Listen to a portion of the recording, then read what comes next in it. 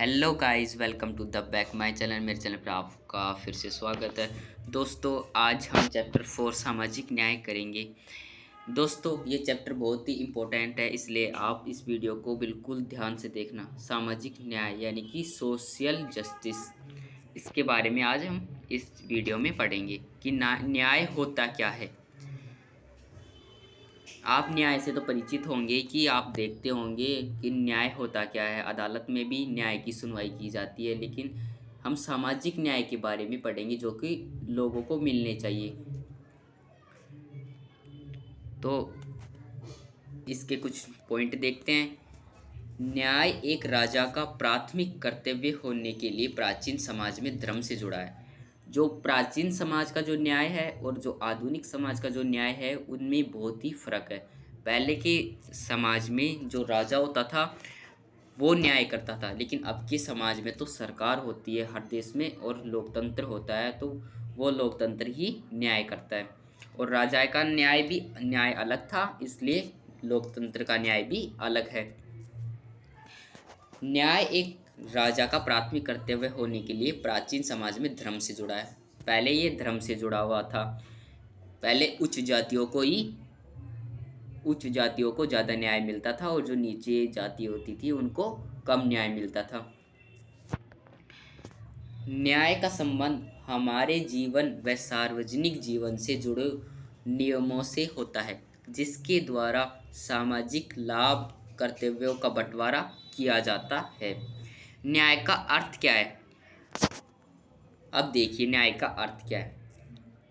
मान लीजिए कि एक स्टूडेंट ये है और एक स्टूडेंट ये अमीर स्टूडेंट है और ये गरीब स्टूडेंट है। तो अगर ऐसे कह स्कूल जो गवर्नमेंट स्कूल हैं उसमें ये कह दिया जाए कि जो अमीर वाले स्कूल है वही स्कूल आएंगे और जो गरीब बच्चे हैं वो उनका स्कूल आना मना है, तो क्या ये न्याय होगा? ये आप खुद सोचिए कि ये न्याय होगा, तो आप समझ जाएंगे कि न्याय होता क्या है।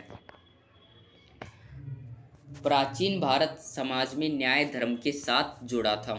जो पहले का जो न्याय था वो धर्म के साथ जुड़ा हुआ था। जो जिनका धर्म बड़ा है उन्हीं को ज़्यादा न्याय मिलता था, जिसकी स्थापना राजा परम कर्तव्य था। ये राजा का परम कर्तव्य था।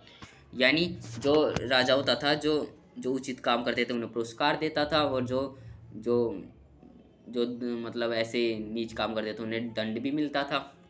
लेकिन अब ये बदल गया है। न्याय को जैसे जैसे सरकार बदली वैसे वैसे न्याय का अर्थ भी बदल गया है। न्याय को विभिन्न तरीकों से परिभाषित किया जा सकता है। अर्थात कभी कभी यह माना जाता है कि जैसा आप बोते हैं वैसा ही काटेंगे। मतलब क्या है इसका? मतलब जैसा आप करोगे वैसा ही आपको फल मिलेगा, यानी जैसा आप समाज में करोगे वैसा ही आपको न्याय मिलेगा। कभी कभी पिछले जन्म या ईश्वर की इच्छा में किए गए कार्यों का परिणाम माना जाता है। यानी कि ये भी माना जाता है कि जैसा आपने पिछले जन्मों में कार्य किया है वैसा ही आप इस जन्म में भुगतोगे। अब देखिए अलग अलग जो दार्शनिक है उन्होंने अलग अलग न्याय की परिभाषा दी है, तो हम इनकी देखते हैं, क्योंकि ये एग्जाम में पूछा भी जा सकता है। आपको कह सकते हैं कि प्लेटो ने क्या न्याय के बारे में क्या कहा, उसका आंसर लिखिए। तो प्लेटो ने कहा कि ग्रीक दार्शनिक प्लेटो ने अपनी पुस्तक द रिपब्लिक में न्याय की व्याख्या करते हुए कहा कि लोगों का जीवन कार्यात्मक विशेषज्ञता के नियमों के अनुरूप है। मतलब क्या है इसका? कार्यात्मक मतलब मनुष्य जैसे कार्य करेगा वैसे ही उसको न्याय मिलेगा। ये प्लेटो ने अपनी बुक में कहा था, द रिपब्लिक में। चीन दार्शनिक कन्फ्यूशस के अनुसार न्याय का क्या अर्थ है? चीन दार्शनिक कन्फ्यूशस के अनुसार गलत करने वालों को दंडित व भले लोगों को पुरस्कृत करके न्याय की स्थापना की जानी चाहिए। यानी कि जो ये कन्फ्यूशस थे, ये चीन के दार्शनिक थे, इन्होंने कहा था कि जो लोग अच्छे काम करते हैं, उचित काम करते हैं, उन्हें तो गिफ्ट देना चाहिए, पुरस्कार देना चाहिए, और जो गलत काम करते हैं उन्हें दंड दिया जाना चाहिए। तो यही हमारे हमारे इसमें लागू होती है, हमारी सरकार में। आपने देखा होगा कि जो जो तो उचित काम करता है, जो मतलब बहादुरी का काम करता है, तो उसे तो मिलता है ये पुरस्कार, और जो ऐसे गलत काम करता है उन्हें दंड जरूर मिलता है। अब देखिए जर्मनी के दार्शनिक इमैनुअल कांट के अनुसार न्याय क्या है।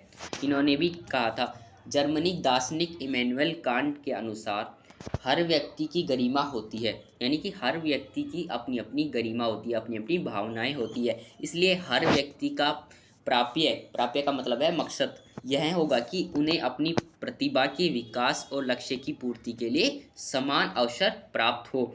यानी कि मनुष्य को अपनी अपनी प्रतिभा के अनुसार समान अवसर प्राप्त हो, यानी कि मनुष्य की जितनी प्रतिभा है उसे उतना ही न्याय मिले। जैसे मान लीजिए कोई स्टूडेंट है जो पढ़ाई में अच्छा है और अच्छा पेपर देता है, तो उसे ज़्यादा अंक दिए जाने चाहिए। जो स्टूडेंट कम है, पढ़ाई में कमज़ोर है, बिल्कुल पढ़ता ही नहीं, तो उसके मुकाबले तो इसे ज़्यादा अंक मिलने ही चाहिए। तो ये इसकी प्रतिभा होगी। उम्मीद है आपको समझ में आया होगा। अब देखते हैं न्याय की प्रकार। मेन रूप से तो सामाजिक न्याय, राजनीतिक न्याय और आर्थिक न्याय होते हैं, लेकिन ये भी कानूनी न्याय अथवा वैधानिक न्याय और नैतिक न्याय, तो इनके बारे में पढ़ते हैं। सबसे पहले देखते हैं सामाजिक न्याय। तो समाज द्वारा जो हमें न्याय मिलता है वो सामाजिक न्याय होता है। समाज न्याय का अर्थ है कि समाज में मनुष्य के बीच भेदभाव न हो, कानून सबके लिए एक हो, समान हो और कानून के समक्ष सभी बराबर हो, ताकि सामाजिक न्याय हो। सामाजिक न्याय का अर्थ समाज में उत्पन्न विकास के सभी अवसरों जैसे वस्तु एवं सेवाओं का न्यायोचित तरीके से वितरण भी है। अब देखिए सामाजिक न्याय क्या है। मतलब देखिए, ये दो लोग हैं, मान लीजिए इनका कोई भी नाम रख लीजिए, ए या बी। ये दो लोग हैं ए बी, इन दोनों में लड़ाई झगड़े होते हैं, यानी दोनों में लड़ाई झगड़े होते हैं। तो ये दोनों अदालत में जाते हैं ये दोनों। तो अदालत में जो जज होता है वो इन्हें दोनों को बराबर फैसले सुनाएगा, या फिर इन्हें ऐसे कह देगा जिनके पास ज़्यादा पैसे हैं वो तो पैसे भर के छूट जाए, और जो गरीब है, जिनके पास पैसे ही नहीं है, वो उसे सज़ा होगी। तो क्या ये न्याय होगा? नहीं, बल्कि उन दोनों को या तो बराबर सज़ा देनी चाहिए या फिर उन दोनों को ही छोड़ना चाहिए, तो ये न्याय होगा। समझ गए होंगे आप सामाजिक न्याय क्या होता है, जो कि मतलब सबके लिए कानून बराबर हो और सबके लिए समाज अलग अलग न्याय करे, तो वो सामाजिक न्याय होगा। आप देखिए राजनीतिक न्याय क्या होता है। राजनीतिक न्याय का अर्थ है राजनीति में होने वाले भेदभाव से मिलने वाले न्याय से है। लोकतंत्र में सभी को राजनीति में भाग लेने और अपनी सरकार चुनने के लिए वोट देने का अधिकार है। देखिए, अगर राजनीति में जो पहले हमारे महिलाएं होती थी उनको वोट देने का अधिकार नहीं था, ये कुछ ही सालों से ये बनाया अधिकार कि महिलाएं भी वोट देंगी, और उन्हें भी 33% आरक्षण दिया गया। क्यों? बिल्कुल, लेकिन बल्कि उन्हें 50% देना चाहिए था 33% के बदले, लेकिन उनसे अन्याय तो हो रहा है ना। लेकिन पहले ये बहुत ज़्यादा था, अब तो कम हो गया। और जो सऊदी अरब जैसे देश थे उनमें तो उन्हें बिल्कुल ही ना वोट देने का अधिकार था, ना चुनाव लड़ने का अधिकार था। तो ये धीरे धीरे ये बदल रहा है न्याय। पहले महिलाओं को न्याय नहीं मिलता था। तो कई बार राजनीति में संविधान द्वारा मिले अधिकारों का भी हनन होता था, और कई समाजों को बहुत दिनों तक राजनीति से वंचित रखा गया था। यहाँ तक कि उन्हें वोट भी नहीं देने दिया जाता था। यानी कि ऐसे लोग जो बिल्कुल गरीब थे या महिलाएं, उन्हें वोट नहीं दिया जा सकता। उन पे मतलब आपने स्वतंत्रता के लिए भी सुना होगा, नेल्सन मंडेला ने किया था, तो वो उनके साथ न्याय नहीं होता था, उन्हें नौकरी की जाती थी। तो इस समस्या के समाधान के लिए राजनीतिक न्याय की स्थापना के लिए समाज के कुछ तबकों जैसे SC ST OBC वर्ग को लगभग सभी चुनावों में उनके लिए सीटें आरक्षित कर दी गई है। यही राजनीतिक न्याय का उदाहरण है। अब देखिए आप, अब जो हमारा संविधान बना था उसमें जो ST SC है और OBC है, उन्हें ज़्यादा आरक्षण क्यों दिया गया है? आप जानते हैं उन्हें ज़्यादा आरक्षण इस दिया जाता है क्योंकि पहले जब वो रहते थे तो उन्हें बहुत ही मतलब उन पर बहुत ही अत्याचार किया जाता था।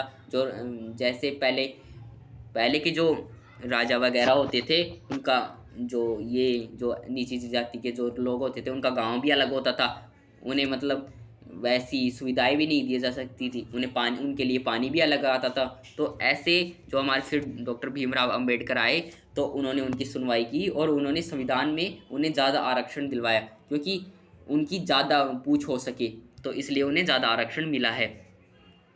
उम्मीद है आप राजनीतिक न्याय समझ गए होंगे। अब देखते हैं आर्थिक न्याय क्या है। आर्थिक न्याय का अर्थ है देश के भौतिक साधनों का उचित बंटवारा, यानी कि देश के जो साधन हैं उनका उचित बंटवारा हो, सभी लोगों तक उनका बंटवारा हो। ये नहीं कि जो ज़्यादा अमीर है उन्हीं को बस साधनों का इस्तेमाल करने की आ जाती है, बाकी सबको नहीं। उनका उपयोग लोगों के हित के लिए हो।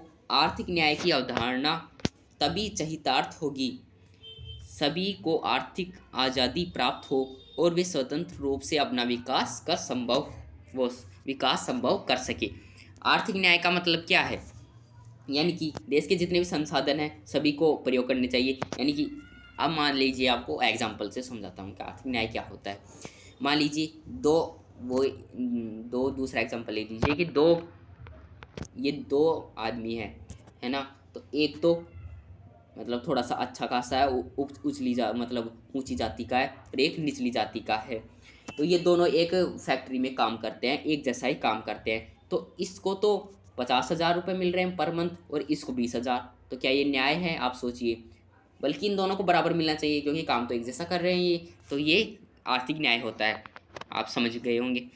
उन्हें विकास के लिए धन प्राप्त करने तथा उनका उचित प्रयोग के समान अवसर मिलने चाहिए।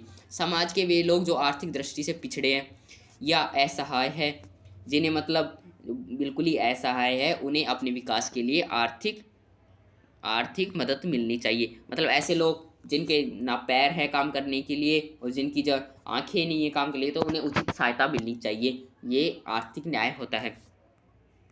अब देखते हैं सामाजिक न्याय की स्थापना की सिद्धांत। समान लोगों के प्रति समान बर्ताव। इसका मतलब क्या है कि जैसे लोग हैं वैसा ही उनके साथ बर्ताव होना चाहिए, जैसा लोग कार्य करते हैं वैसा ही उनके साथ बर्ताव होना चाहिए। सभी के लिए समान अधिकार तथा भेदभाव की मनाही है। नागरिकों को उनके वर्ग, जाति, नस्ल या लिंग आधार पर नहीं, बल्कि उनके काम व कार्यकलापों के आधार पर जांचा जाना चाहिए। अगर भिन्न जातियों के दो व्यक्ति एक ही काम कर रहे हैं तो उन्हें समान परिश्रम मिलना चाहिए। अब इसका मतलब क्या है? मान लीजिए चाहे एक उच्च जाति का हो या एक निचली जाति का हो, तो उन्हें ये मानकर आमदनी नहीं दी जानी चाहिए कि ये ऊंची जाति का है तो इसे ज़्यादा आमदनी दी जाए, बल्कि इसलिए दी जानी चाहिए कि उनकी कार्य क्या है। जो ज़्यादा काम करता है उसी की प्रतिभा अनुसार उसे पेंशन मिलनी चाहिए, उसकी आमदनी मिलनी चाहिए। तो ये होता है समान बर्ताव, यानी कि जैसा वो कार्य करेगा वैसा ही मिलना चाहिए, मतलब उन्हें जाति के हिसाब से ना मिले। अब देखते हैं समानुपातिक न्याय। अगर वो ना समझे तो इसमें समझ जाएंगे, ये भी वैसा ही है। कुछ परिस्थितियाँ ऐसी भी हो सकती है जहाँ समान बर्ताव अन्याय होगा, जैसा परीक्षा में बैठने वाले सभी छात्रों को एक जैसे अंक दिए जाएं। ये न्याय नहीं हो सकता। अतः मेहनत, कौशल व संभावित खतरे आदि को ध्यान में रखकर अलग अलग परिश्रम दिया जाना न्याय संगत होगा। आप देखिए, एक टीचर है जो सारी क्लास स्टूडेंट के एग्ज़ाम लेता है, जितने भी स्टूडेंट हैं उनके एग्ज़ाम लेता है। तो उनमें से आपको पता है कि केवल 100% में से 10-5% ही जो ऐसे छात्र होते हैं जो पढ़ते हैं। तो अगर उन सबको अगर समान अंक दिए जाएँ, चाहे वो परीक्षा में कुछ करे, चाहे ना करे, तो उन्हें समान अंक दिए जाएँ, तो क्या न्याय होगा? नहीं। ये उनके लिए न्याय नहीं होगा जो कि दिन रात पढ़कर मेहनत करते हैं और अपनी परीक्षा पास करते हैं। ये उनके लिए न्याय नहीं होगा, बल्कि उनके मेहनत के अनुसार, काम के अनुसार, कौशल के अनुसार मार्क्स दिए जाने चाहिए, तो ये न्याय होगा। आप समझते हैं कि न्याय क्या होता है। अब देख लेते हैं विशेष ज़रूरतों का विशेष ख्याल। ये देखकर फिर हम इस पार्ट को यहीं ख़त्म करते हैं, और इसका जो बचा है उसे जो सेकंड पार्ट आएगा वो इसमें थोड़ा बहुत बचा है, रोल्स का सिद्धांत वगैरह, वो दूसरे पार्ट में ख़त्म कर देते हैं। तो ये लास्ट टॉपिक है, ये देख लीजिए। विशेष ज़रूरतों का विशेष का ख्याल। इसका मतलब क्या है? जब कर्तव्यों व पारिश्रमिक का निर्धारण किया जाए तो लोगों की विशेष ज़रूरतों का ख्याल रखा जाना चाहिए।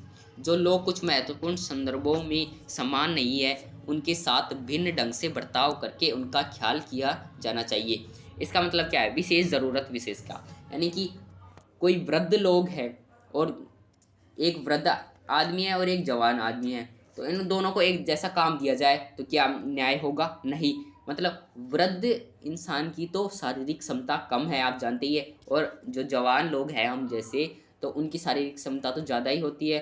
तो उन दोनों को एक जैसा काम दिया जाए तो वो जो वृद्ध आदमी है वो कैसे करेगा, जो बुजुर्ग आदमी है वो कैसे करेगा, बल्कि उनके जो शारीरिक क्षमता है उसके अनुसार उन्हें कार्य दिया जाना चाहिए। और जो ऐसी महिलाएं हैं जिन्हें